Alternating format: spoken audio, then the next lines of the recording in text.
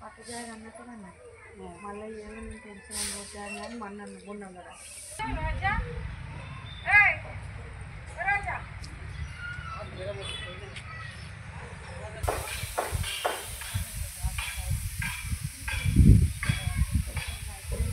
Sangareddy municipality పరిధిలోని 34వ ward Ramachandra Reddy కాలనీలో municipality లెవెల్కి సంబంధించి మరి పార్కు ఓపెన్ స్థలం దాదాపు 1000 నుంచి 1100 గజాల స్థలాన్ని వేరే సర్వే నెంబర్తో కొంతమంది ప్రైవేట్ వ్యక్తులు ఆక్రమించి నిర్మాణాలు చేస్తున్నారు.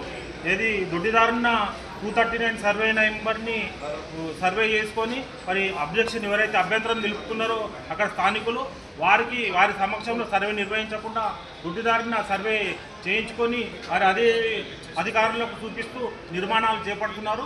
మున్సిపల్ అధికారులు కానీ గత సంవత్సర కాలంగా స్థానికులు ఎన్నోసార్లు ఫిర్యాదు చేసినప్పటికీ కూడా ఆక్రమణలను తొలగించడం లేదు.